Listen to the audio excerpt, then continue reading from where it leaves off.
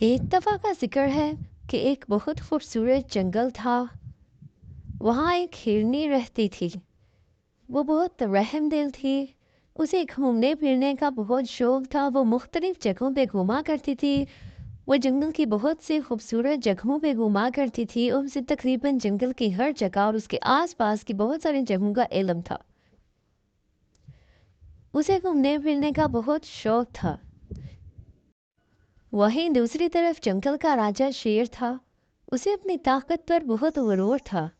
وہ اپنی طاقت پر بہت غرور کیا کرتا تھا، اس وجہ سے جنگل کے سارے جانور اس سے ڈرا کرتے تھے، لیکن وہ اس سے محبت نہیں کرتے تھے۔ وہ صرف اس کی طاقت کی وجہ سے اور اس کے غرور کی وجہ سے اس سے ڈرا کرتے تھے۔ پھر ایسا ہوا کہ کچھ دن وہاں بارشیں نہیں ہوئیں، جس کی وجہ سے وہاں پہ قحط سالی ہو گئی۔ کہیں پہ پانی نہیں رہا، نہ پھل رہے، نہ کچھ بھی نہیں رہا۔ پورا کا پورا جنگل ویران ہو گیا۔ جانوروں کا بھوک پیاس سے برا حال ہو گیا۔ انہوں نے شیر سے التجا کی کہ وہ ہماری مدد کریں، لیکن شیر نے کہا کہ کچھ دن صبر کرو، سب ٹھیک ہو جائے گا، بارشیں ہوں گی۔ لیکن ایسا کچھ نہ ہوا۔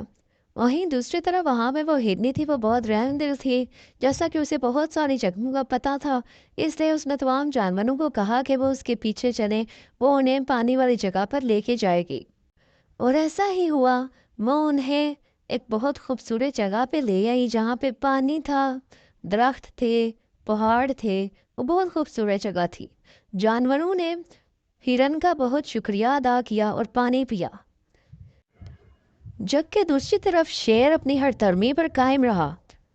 اس نے کہا کہ موسم بہار آئے گا، لیکن جیسے جیسے وقت گزرتا گیا ایسا کچھ نہ ہوا، اور اسے احساس ہوا کہ اس نے ہرنے کی عقل کو بہت کم سمجھا ہے۔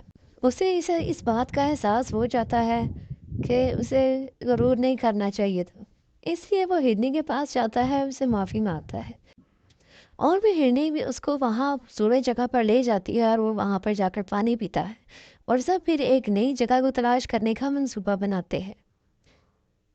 ہرنی کی عاجزی نے سب جانوروں کو بچا لیا تھا، جبکہ شیر کا غرور تقریباً تباہی کا باعث ہی بنا تھا۔